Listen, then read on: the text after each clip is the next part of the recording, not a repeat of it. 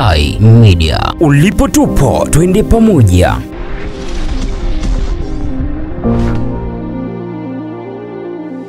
Kocha wa makipa wa Mbeya City Juma Bukoli amesema wachezaji wamejiandaa vizuri ili kuhakikisha wanashinda kwenye mchezo huo. Kikosi chetu kimekaa vizuri, kila mtu yuko safi, wachezaji wako vizuri, kila mtu anataka mechi ya kesho. Mchezo ambao ni kama fainali ya mechi yetu sisi. Sasa matokeo yote tofauti na ushindi haiwezi kutusaidia, lakini tukishinda inshallah Mwenyezi Mungu anaweza kutuonesha njia huko tunapoelekea.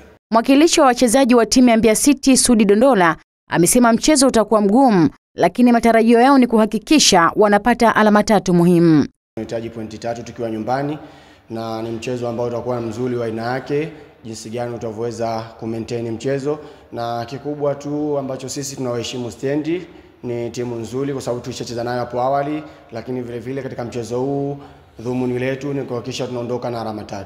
Kwa upande wake mwalimu mkuu wa timu ya Stand United Feso Hao amesema wachezaji wake wapo salama, kilichopo ni kupambania kurudi kwenye ligi kuu soka Tanzania bara. Kuelekea mchezo wa kesho tuko vizuri, tunamshukuru Mwenyezi Mungu. Walioko hapa Mbeya wote wako salama, majeruhi tulioacha Shinyanga.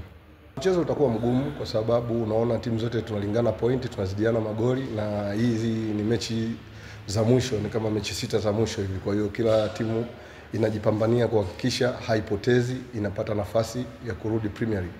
Naye Aniseti Revocatus ambaye ni mchezaji wa timu ya Stand United amesema wamejiandaa vizuri kuhakikisha wanapata alama 3 au 1 ili wawe kwenye nafasi nzuri.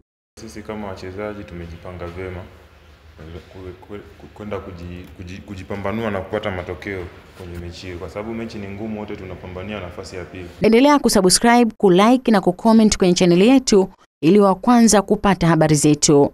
Jina langu ni Elizabeth Nyivambe, Tai Media.